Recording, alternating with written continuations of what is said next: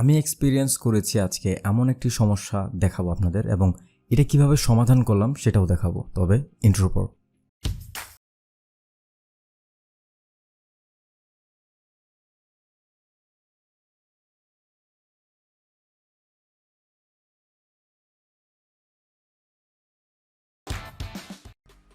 হেই viewers, আপনাদের সবাইকে স্বাগতম জানাচ্ছি আজকের আরেকটি নতুন ভিডিও টিউটোরিয়ালে। আমি ইমন, আপনারা দেখছেন আইমেপ।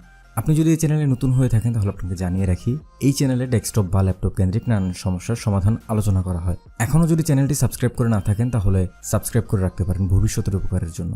যাই হোক, আজকের টপিক শুরু করি। আজকে আমি যে উইয়ার্ড প্রবলেমটা ফেস করছি সেটা হচ্ছে, আমি প্রথমে আপনাদেরকে সরাসরি ফাইল প্রবলেমটা দেখিয়ে দিই। সেটা হচ্ছে এই ফাইলটা আমি এখান থেকে যদি সেন্ড টু দিই আমার যে ইউএসবি ড্রাইভটা সেখানে দিই, তাহলে দেখাচ্ছে যে এই একটা সমস্যা আসতেছে যে কি ফাইল টু লার্জ। এখানে কি বলতে যাচ্ছে যে প্যানড্রাইভের মধ্যে যে ফাইলটা আমি ট্রান্সফার করতে যাচ্ছি সেই ফাইলটার সাইজটা বড়, আমার প্যানড্রাইভের তুলনায় ফাইল সাইজটা বড়, অথচ ফাইল সাইজ হচ্ছে মাত্র কত 4.55 জিবি। এবার আমি আপনাদেরকে আমার প্যানড্রাইভটা দেখাই। প্রথমে দিস পিসিতে গেলাম, এখানে দেখতে পারতেছেন আমার প্যানড্রাইভটা হচ্ছে 28.6 জিবি।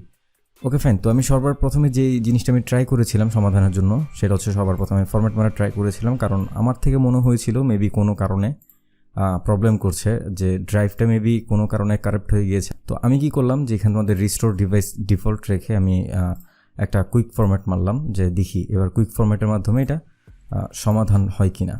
তো আমি কুইক ফরম্যাটটা ক্লোজ করে দিচ্ছি। এখনও এটা ড্রাইভটা কিন্তু পুরোপুরি খালি। আচ্ছা ওকে ফাইন, আমি ড্রাইভটাতে কপি পেস্ট করব। আমি আগের মতো আর সেন্ড টু দিব না। এ হচ্ছে আমার ফাইলটা আমি কপি করলাম। কপি করে আমি আমার এই যে প্যানড্রাইভের মধ্যে গিয়ে প্যানড্রাইভের মধ্যে আমি পেস্ট করলাম, এবং এখনও একই সমস্যা। তো সমস্যাটা কোথায়? এরপর আমি যে কাজটা আমি ট্রাই করেছিলাম যে ওকে ফাইন, আমার ফাইলটা তো প্রয়োজন, আমি কিভাবে কি করব। আমি এই ফাইলটাকে করতে চেয়েছিলাম কি, আমি কম্প্রেস করে আমি এটাকে রার ফরম্যাটে নিয়ে যেতে চেয়েছিলাম।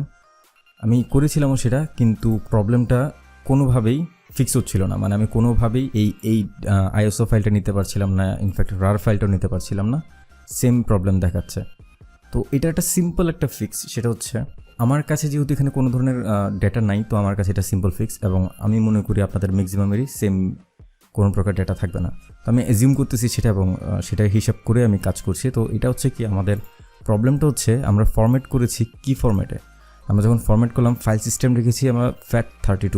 তো FAT32 রাখার কারণে এটা কোনোভাবে ট্রান্সফার হচ্ছে না। তো আমাদেরকে রাখতে হবে NTFS, যদি এরকম কোনো প্রবলেম ফেস করি তখন সমাধান হচ্ছে ফাইল সিস্টেমটা NTFS করে দিতে হবে। NTFS করে দিয়ে আমাদেরকে একটা কুইক ফরম্যাট করতে হবে। কুইক ফরম্যাট করে দিচ্ছি আমি, এবং আশা করি হয়ে গিয়েছে কুইক ফরম্যাট কমপ্লিট, ডান।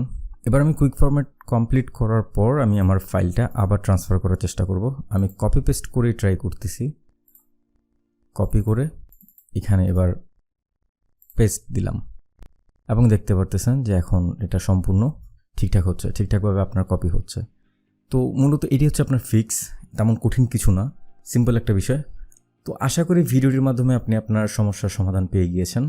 ভিডিওটি তৈরি করার মূল লক্ষ্যই ছিল আপনাদেরকে একটি সহজ সমাধান দেওয়া। ভিডিওটির মাধ্যমে যদি উপকৃত হয়ে থাকেন তাহলে ভিডিওতে লাইক দিয়ে বন্ধুদের মাঝে ছড়িয়ে দিতে পারেন। আর যদি নতুন কোনো সমস্যার সম্মুখীন হন তাহলে কমেন্ট বক্সে জানাতে ভুলবেন না। আজকের মতো এখানেই শেষ করছি। আল্লাহ হাফেজ।